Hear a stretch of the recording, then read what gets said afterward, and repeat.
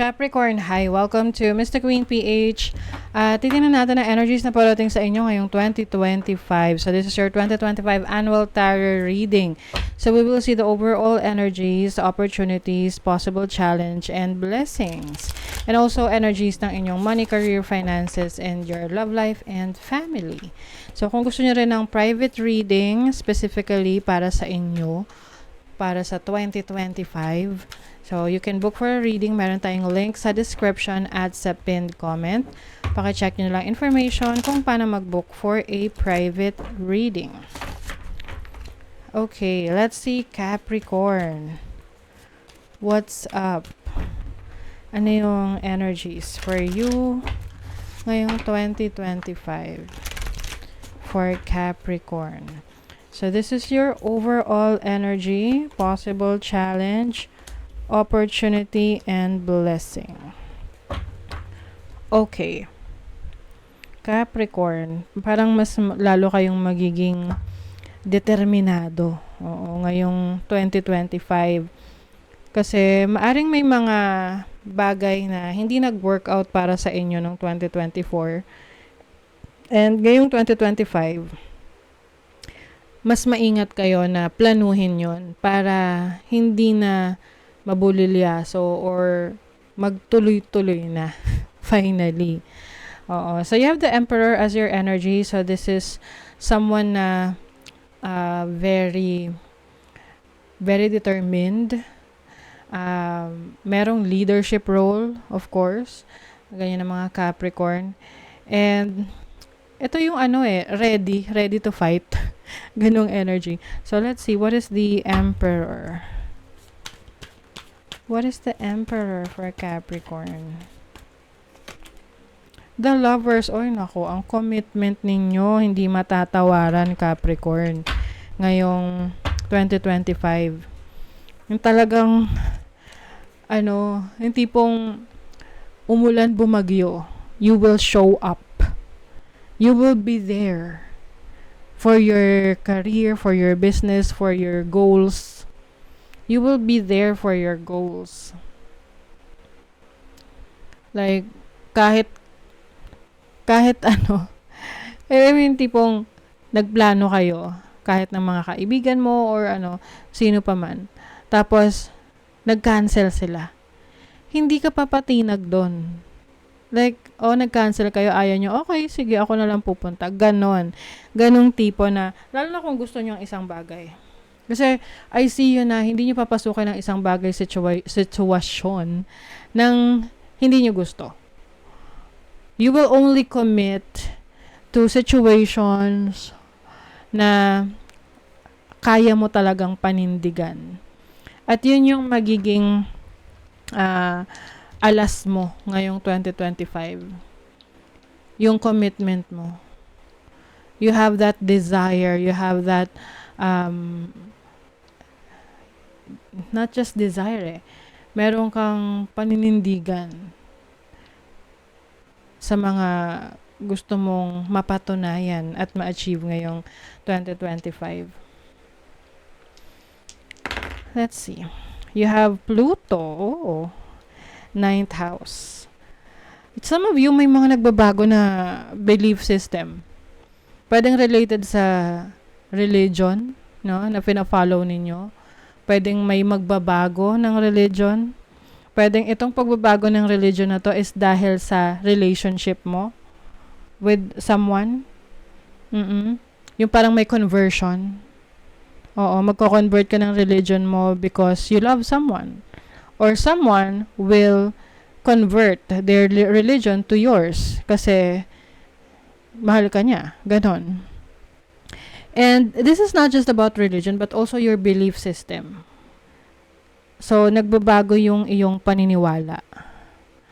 Kung dati, ang paniniwala mo ay kailangan isa lang sa relationship yung magpo-provide. Ngayon, nagbago na. Dapat 50-50. 'Di ba? Or any type of belief system. Pwede ring spiritual to for some of you.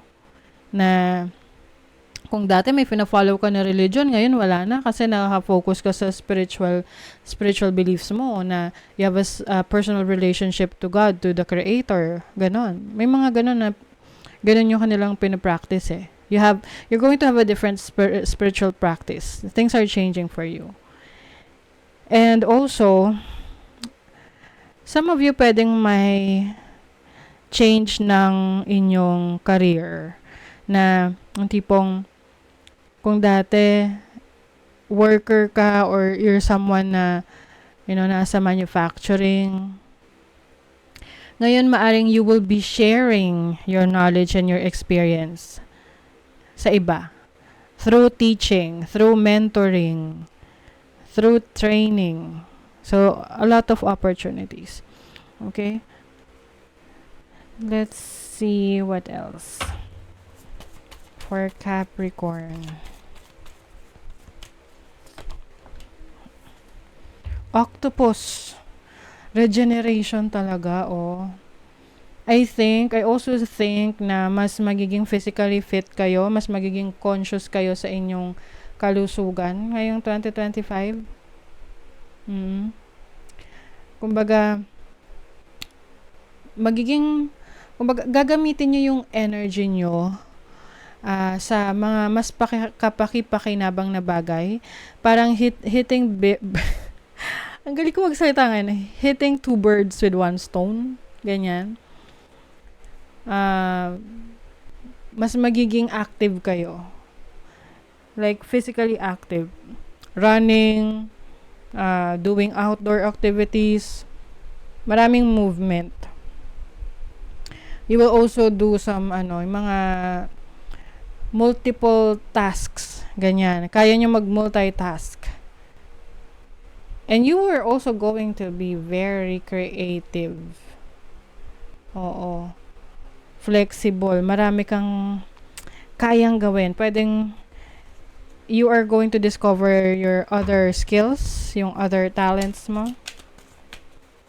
At isasabay mo na yan sa existing na ginagawa mo, existing expertise mo. So, within 1 to 3 months, things are moving forward for you. Pwedeng pagsimula ng 2025 hanggang March, mabilis ang pag-andar. Mabilis ang takbo ng iyong progress, whether sa career, sa relationship. But I think this is about your career path or yung landas na tinatahak mo. Some of you are going with the flow. Hindi kayo nagre-resist sa pagbabago kasi alam nyo na itong pagbabago ay talagang kailangan nyo. So, ang challenge nyo, the full. Pwedeng may mga pagkakataon na iniiwasan nyo na mag-take ng risk. Kasi, di ba, yung iba gusto nila, sigurista sila eh. Na mahirap rin sumugal sa mga bagay na hindi ka sigurado kung mananalo ka, 'di ba? So yun yung challenge sa'yo na minsan kailangan mo rin sumugal sa buhay. Kasi hindi mo alam kung ano yung magiging resulta nun. And at least, hindi man maging pabor sa'yo, may natutunan ka pa rin. Wow, Elder of Wands. Meron kang gustong i-explore, Capricorn. Siguro parang nagda-doubt ka sa sarili mo kung kaya mo. Elder of Wands is freedom, creativity. Pwedeng yung iba sa inyo gusto nyong mag-shift ng career path or mag-shift ng pinagtutuunan nyo ng pansin ngayon. Let's say nagtatrabaho ka and for the longest time you've been working as an employee sa corporate world and then you realize na you want to pursue your passion. You want to pursue your interests. So, this is your sign to pursue your interest. Kasi, you will experience freedom. Mas makakaranas ka ng kalayaan if you pursue your passion. You have the moon in the 8th house. 8th house is shared finances. Pwede ring challenge rin sa'yo ngayong 2025, yung uh, let's say business or investments. Kaya you really have to pay attention rin sa mga taong pinagkakatiwalaan mo. Follow your instinct, your intuition. Mm-mm. Eighth house is also about your sexuality, your sexual connections. So, pwedeng magkaroon ng challenge sa inyo sa mga taong you will be intimate with. Lalo na kung meron kang multiple partners. Okay? So, syempre, we don't judge people here. Bahala kayo sa buhay nyo kung anong gusto nyong gawin. But, at least be aware ng mga consequences na yan.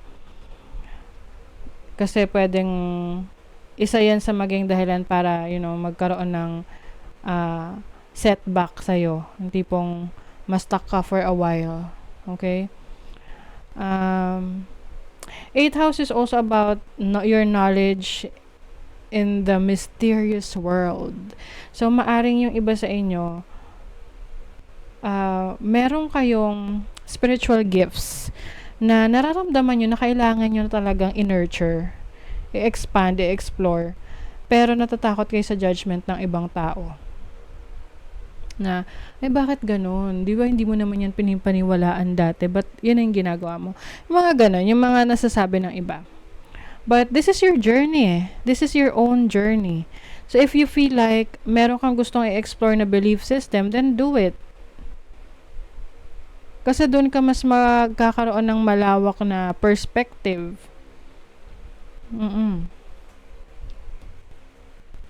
Let's see what else. The ray of light. Focus ito. Yung iba sa inyo, Capricorn, medyo nagiging challenge sa inyo yung pagbibigay ng focus.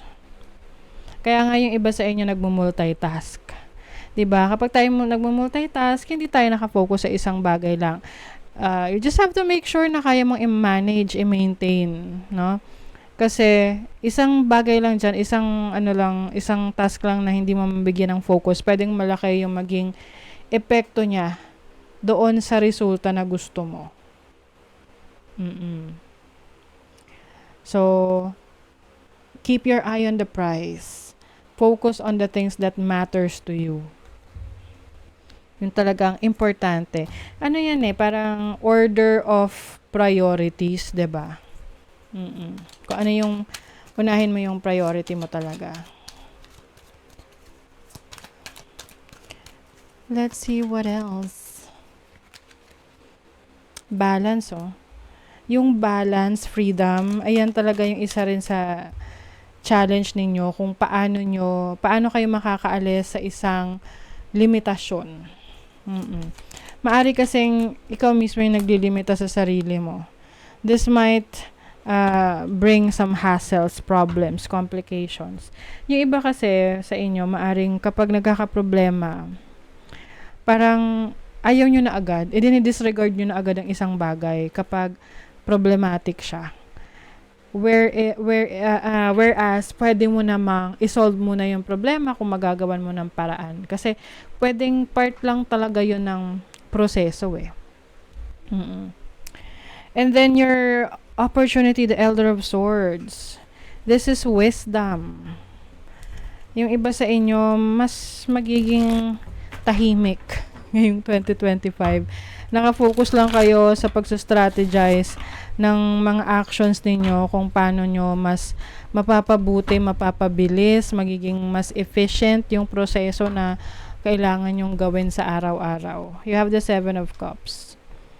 I also see you na magiging maingat sa pipiliin mo ng mga taong makaka-impluwensya sa'yo, mga taong makakasalamuha mo.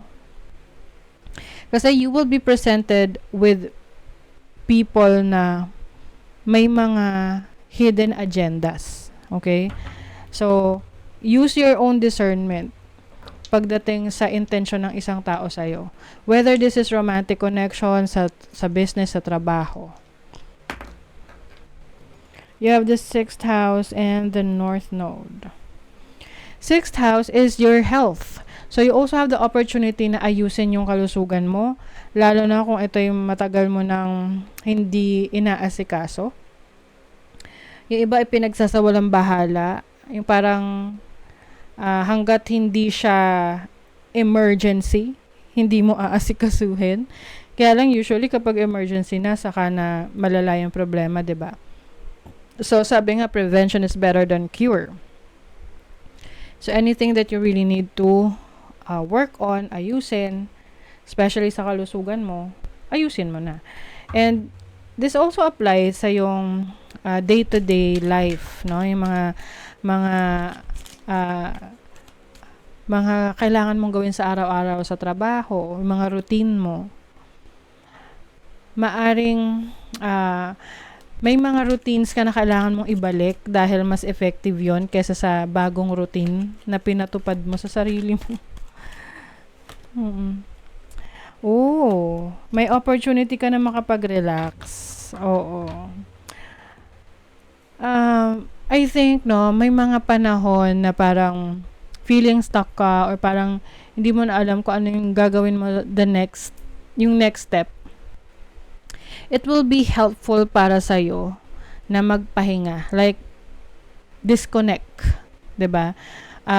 Disconnect with the world na what makes you confused at mag-focus ka sa sarili mo sa pamamagitan ng meditation, pagbabakasyon, ano man yung mga activities or mga gawain na nakakapagpa-relax sa'yo. Kasi meron kang masosolve na problem dito. Oo. Dahil sa kinolek mo ulit yung sarili mo, kinalma mo yung sarili mo. Now, your blessing is the Champion of Wands. So, alam niyo ba, Capricorn, the more na mas ang tawag doon, parang trailblazer kasi yan eh. The more na you are taking action towards your goals, the more na nabibless ka.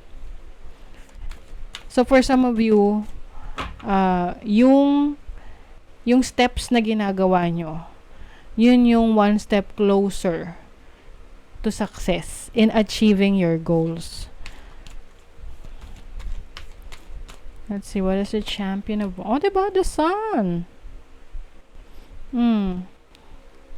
Majestic Unicorn. Wow.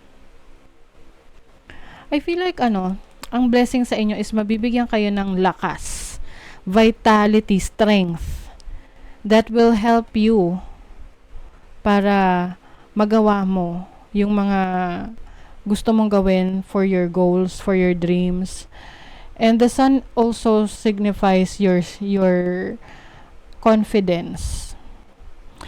This can also mean a fulfillment ng wish mo once you act upon it, no? Mafulfill mo yung wish, yung dreams mo kapag inaksyonan mo siya. Kasi yung iba, kahit umaksyon sila sa hopes and dreams nila, hindi na fulfill eh. So for some of you, that is your blessing. Once you act on it, unang-una, you have to identify ano ba yung gusto mo talagang ma-achieve. If you can write it down. Isulat mo. Ngayon pa lang, isulat mo na. And use it as your guide for the whole year of 2025. And i-monitor mo kung may mga na-achieve ka na doon. Kasi mas lalo kang may inspire, mamomotivate. And by the end of 2025, balikan mo yung mga goals mo. Makikita mo doon kung ano na yung naging progress mo, how far you have come. Ano na yung gano'n nakalayo yung narating mo. Diba? You have Jupiter in the 3rd house. Maraming travel sa inyo. This can be short travels, pwedeng local travels para sa inyo, mga first time experiences nyo. Halimbawa, hindi pa kayo napunta sa Davao, hindi pa kayo nakapunta sa Bohol, sa Boracay. So, I see you experiencing those vacations, no? Kasi may opportunity ka dyan. And the 3rd house is also about learning. Jupiter is the planet of expansion. Good luck. So, you're expanding your knowledge. The more na nag-expand yung knowledge mo, the more na mas marami kang na-acquire na abilities. And yung abilities na yun, yung skills na yun, will help you achieve your goals and dreams that will make you become a success. Okay? So, let's see what else. Capricorn. Links. Alam nyo, ang links, this is about silence. Katahimikan. Work in silence, Capricorn. Alam mo yung tipong yung mga kaibigan mo or someone na nakakakilala sa'yo, wala silang nalalaman na nangyayari sa buhay mo. Kasi you don't share it. Because you're only focusing on achieving your goals. And makikita na lang nila yung resulta. And then magugulat sila na, wow, ang dami mong na-achieve. Kasi nanahimik ka lang. Oo. Yan laging sinasabi ko na kapag mas actually, I have nothing against those people na nagpe-flex kasi gusto nila yun eh. Kaya lang, may potential kasi yan, parang may posibilidad na ma-jinx yung proseso dahil sa mga taong nagbibigay ng evil eye, no? Yung inggit, sa pamamagitan ng inggit, jealousy, ganyan. So, kung hindi ganun katatag yung paniniwala mo sa mga pangarap mo, mabilis siyang maapektuhan. So, masabotahe ng ibang tao. So, your blessing, your silence is going to be a blessing sa inyo ngayong 2025. You will also be more independent. Na may kakayanan ka na to be on your own. Na hindi kailangan ng tulong ng iba. It's like working in silence eh. Wow. Oh my God. Capricorn, no? Wish granted. Alam niyo, pag may nakita kayong shooting star, mag-wish agad kayo kasi definitely matutupad yon. Although, hindi ganun kadalas na makakita ng shooting star. But what I'm seeing here is your manifestation skills is going to be spot on. Within 9 to 12 months, may mga bagay na matagal bago ibigay sa'yo, but it's going to be worth it. Yan o. Your energy, yung energy mo, yan yung magpa-pump up. Yan yung bibigay ng apoy, ng apoy talaga, sa iyong success, sa iyong pangarap. And yung mga taong nasa paligid mo, piliin mo yung mga taong hahayaan mong maging parte ng buhay mo kasi sila yung tutulong sa'yo na ma-achieve mo rin yung goals mo, yung support nila. Kaya lang minsan kahit mag-isa ka lang or dalawa lang kayo, okay lang yun. Kasi you can also be on your own eh. You are independent. Okay? So let's see the energies for your money, career, finances for Capricorn. Money, career, finances. You have unforeseen. Maging mapanuri, maingat sa mga actions na gagawin nyo for your career, business, finances, kasi pwedeng meron ka rito na hindi mo napaghandaan. Okay? You also have other options, choices, maraming opportunities waiting for you. Just make sure na piliin mo kung saan ka mas nagre-resonate, kung saan ka mas magiging masaya. So, pagdating sa finances, career, may ups and downs, of course. Lagi naman ganon. But ang importante is you have the strength that you need para malagpasan yung challenge na yan. And then, pagdating sa finances, it is better na gamitin mo lang yung resources mo, yung finances mo, pera mo, sa importanteng bagay. Anything na wala namang kabuluhan kapararakan, wag mo nang pagkagastusan. You have 5 of Pentacles. Kasi pwedeng, dun ka mag-struggle, na tipong, yes, may abundance naman, pero hindi mo nagagamit ng tama yung abundance na binibigay sa'yo. Okay? You have the Sun. The Sun is about clarity. I think may magbabago sa'yo sa iyong spending habits ngayong 2025. With the King of Cups, you will also take care the needs of your family, your loved ones. And I think, yung career path, trabaho na ipupurso mo, uunahin mo na rito kung saan ka magiging masaya eh. Kasi kapag masaya ka sa ginagawa mo, hindi na yon nagmumukhang trabaho sa'yo kasi you are enjoying what you do. Sa love life, kung may karelasyon ka, madalas kayo magde-date ng person mo. Kung ikaw naman ay single, maaring merong person na gusto mo, nakadate mo, pero na-realize mo na hindi pala siya yung tipo mo. So you will just focus on yourself. Self-care, self-love. And even may karelasyon ka, you will still be someone na who can be independent. Na hindi porket may partner ka, iaasa mo na lang sa kanya yung mga bagay-bagay. You will still be that person na someone who is reliable. And ganoon ka rin sa partner mo. Na hindi porket may partner ka, iaasa na niya sa'yo, hahayaan mo nang iasa sa'yo yung mga pangangailangan niya.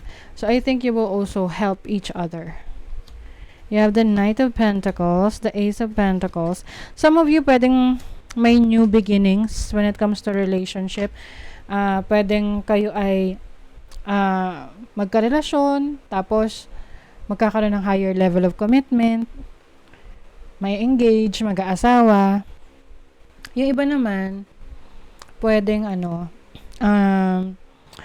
meron kayong papasuking bagong endeavor ng partner mo. Pwedeng kayo ay magkakaroon ng business together or project together na pagtutulungan yung dalawa. If you are single, maaring meron kang magugustuhan talaga na person na pwedeng susubukan mo, kikilalanin mo tong taong to kung siya ba yung gusto mong makasama. Kasi yung iba sa inyo seryoso na talaga sa paghahanap ng romantic partner. Okay? So, that is your reading, Capricorn. I wish you all the best for 2025. Thank you so much and see you again.